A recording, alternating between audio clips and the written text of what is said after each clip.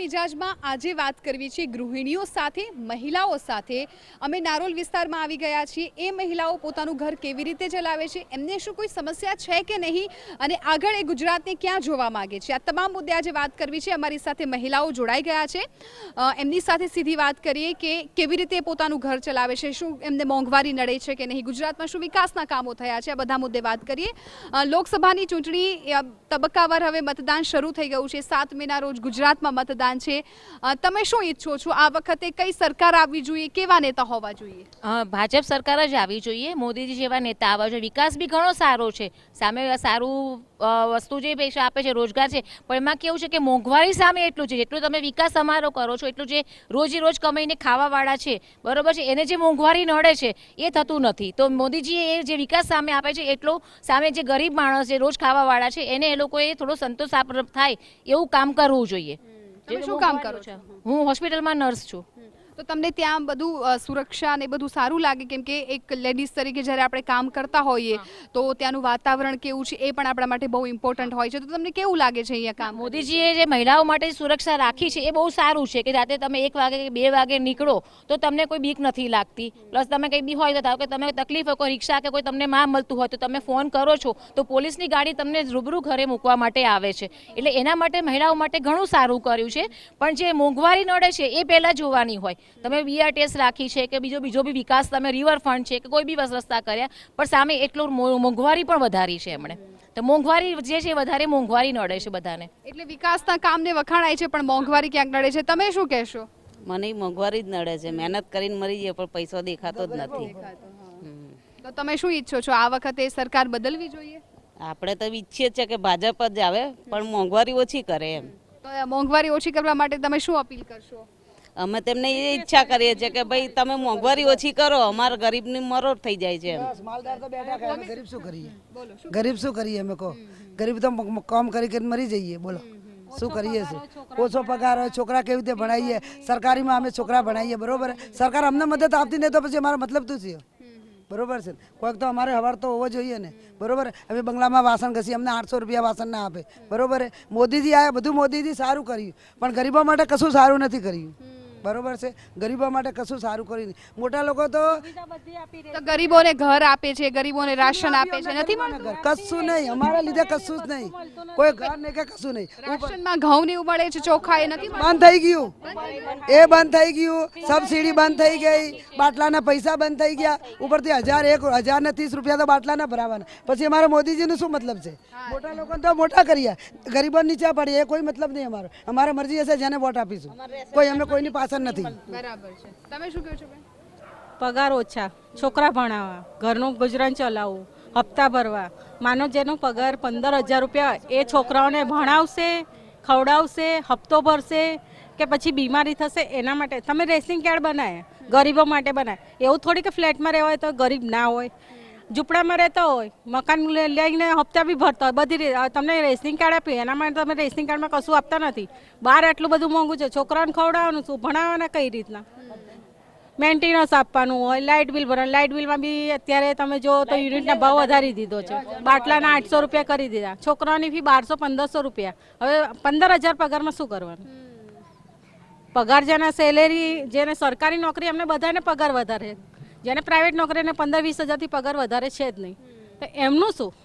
તો આટલી બધી સમસ્યા છે તોય કેમ બધાને મોદીજી જોઈએ છે? મોદીજી એટલે જોઈએ કે ના, અમને શું કામ ભરાવતા હોય? બધાને, બધા માટે તો મોદી સરખા જ છે, પણ બસ એટલું કે ગરીબો માટે સામે જોવે અને એમના માટે આગળ આવે। એટલે સરકાર તો એ જ આવી જોઈએ। હા, સમસ્યા બહુ બધી છે છતાં સરકાર એ જ આવી જોઈએ એવું કહે છે। તમે શું કહેશો બેન? હું એ જ કહેવા માંગુ છું કે અત્યારે સમસ્યાઓ તો ઘણી બધી છે પણ એની સામે સુવિધા કરેલી છે, પણ એ સુવિધાની સામે અત્યારે ઓનલાઈન જે બધું કરેલું છે ને, ઓનલાઈનની અંદર બધાને સમજ પડતી નથી। એમાં ભણેલા હોય એ બધું કરી શકે છે પણ જે નથી ભણેલા એ નથી કરી શકતા, બરાબર? હવે જે ભણેલા નથી એની માટે કોઈક એવી રસ્તો કાઢવો છે કે જેને બધી વસ્તુ મળી રહે। અત્યારે માણસ કરે છે બધું, સરકારે બી બધી સુવિધા કરી છે, બધા ફોર્મ બહાર કાઢ્યા છે, બધું કરે છે, પણ એની માટે યોગ્ય છે કે જેને ખબર પડે છે, પણ જેને બિચારાને ખબર જ નથી પડતી એને માટે શું કરવાનું? અને બીજું છે કે અત્યારે રોજગાર છે પણ રોજગાર મળવા માટે બી માણસને એટલી તકલીફો વેઠવી પડે છે કે રોજગાર ઘડીમાં મળતા નથી। અને એવા ગરીબ માણસો બચારા એવા તકલીફમાં જીવે છે ને કે ભાઈ એમનો પગાર પૂરતો નથી, કેમ કે પરિવાર છે, પરિવારનું પૂરું કરવા માટે એમણે કરવાનું શું? અત્યારે એક વસ્તુ લેવા જાવ તો અહીંયાથી લઈને કે ગામના છેડે જવું પડે, બરાબર. હવે એટલું માણસ જાય એના પહેલાં તો બચારાનું કામ છૂટી જાય, એટલું કામ બી પાછા એને ભોગવવું તો ખરી ને, એટલા પૈસા એને ભોગવવા તો ખરી ને. એટલું માણસ ભોગવા નથી માંગતો, કેમ કે એને ખબર છે કે મારી પાસે મારો પરિવાર છે.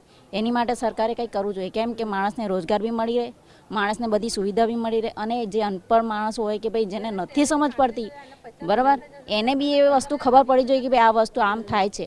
ઓનલાઈનમાં તો બધું થાય છે, અત્યારે તમે કોમ્પ્યુટરમાં જાઓ તો ઓનલાઈનમાં બધી વસ્તુ થઈ શકે છે, બરાબર. સાયબર કેફેમાં બધા ફોર્મ ભરાય છે, બરાબર, પણ એ વસ્તુ માણસ સુધી પહોંચવી જોઈએ, માણસને ખબર પડવી જોઈએ. અમુક માણસોને ખબર પડે છે, એ લોકો તાત્કાલિક જઈને સાયબર કેફેમાં ફોર્મ ભરી આવે છે, બધું કરી આવે છે, ચલો એમને બધું મળી જાય છે. પણ જે બચારા નથી કરી શકતા એમની માટે તમે શું કરો છો? એમને ઘર ઘર ક્યાં પહોંચે છે? બધી વસ્તુ બધાને નથી પહોંચતી. એટલે આટલી બધી સમસ્યા છે, એટલે મારો સવાલ વારંવાર એ જ આવે છે કે 2 વખત એકની એક સરકાર આવી ગઈ છે, બીજેપીની 10 વર્ષથી છે, છતાં પણ ત્રીજી વખત તો કેમ બધા એવું કે છે? તમે લોકો પણ એ જ કહો છો કે સરકાર મોદી જ આવી જોઈએ? સરકાર એ જ આવી જોઈએ, એનું કારણ છે કે સરકારે ઘણું બધું કરે છે. હું પોતે કહું છું, કેમ કે લોકડાઉનની સમયમાં અમે પોતે અમારા રેશન કાર્ડની અંદર 50-50 કિલો ઘઉં લીધેલા છે. અમે પોતે પરિવારમાં 6 જણા છીએ, અમે 50 કિલો ઘઉં પોતે નથી ખાધા, અમે એવા માણસોને આપ્યા છે કે જેને નથી મળતા, અમે પોતે બી એને આપી દીધા છે. શું લેવા કે અમને રાશનમાં મળતા હતા, કેમ કે સરકારે એ સુવિધા કરી છે. અત્યારે સરકારે એટલા રોડ સારા કરી નાખ્યા છે, પહેલાં એટલા રોડ બી સારા નહોતા, બરાબર, અને આટલી બધી સુવિધા કરી છે. અને બીજું છે કે ઓનલાઈનમાં જે અત્યારે જેટલી સુવિધા કરી છે એ બાળકો માટે બી બહુ સારી છે, અને જેન્ટ્સ માટે બી બહુ સારી છે, અને સ્ત્રીઓ માટે બી બહુ સારી છે. પણ એની સમજ અત્યારે માણસમાં એટલી બધી નથી, જે સમજ કરવા માટે સરકારે કંઈક કરવું જોઈએ કે જેને ઘર ઘર સુધી પહોંચાડી શકે. અત્યારે બધી સુવિધા છે, પણ માણસ જોડે એટલો ટાઈમ નથી કે માણસ એ કરી શકે. એની માટે કંઈક કરવું જોઈએ કે બધી સુધી એ વ્યવસ્થા પહોંચે. બેન, તમે શું માનો છો? મોદી સરકાર જ આવી જોઈએ, કેમ કે મહિલાઓ બહાર નીકળી શકે છે, અડધી રાત્રે ગમે ત્યાં જાય છે, તેમનું બધું જે પોતાની જાતે કરી શકે છે. પહેલાં આવું નહોતું, પહેલાંની જે સરકાર હતી આવું નહોતું સુવિધામાં, અત્યારે સારી બધી સુવિધા છે. એટલે અમે તો એ જ ઈચ્છીએ છીએ કે મોદી સરકાર જ આવે. બેન, તમે શું કહેશો? હું તો શું કહું કે ભાઈ મજૂરીવાળા તો પૂરો પડે નહીં. મજૂરીવાળા શું ખાઈએ ને શું કમાઈએ છીએ? છોકરોની ફીસો ભરો કે કમાઈ પૂરી કરો, શું શું કરીએ છીએ? તમે શું કહીએ, સવારથી ઉઠીને વહેલા કામે જઈએ છે તોય પૂરું નથી પડતું. શું નથી પડતું? મોંઘવારી તો જો, ભણાવવા છોકરા કેવી રીતે, ને ફીઓ કેટલી વધી ગઈ છે, ભણાવવાના કેવી રીતે છોકરાને, ખાઈએ કે ભણાવીએ?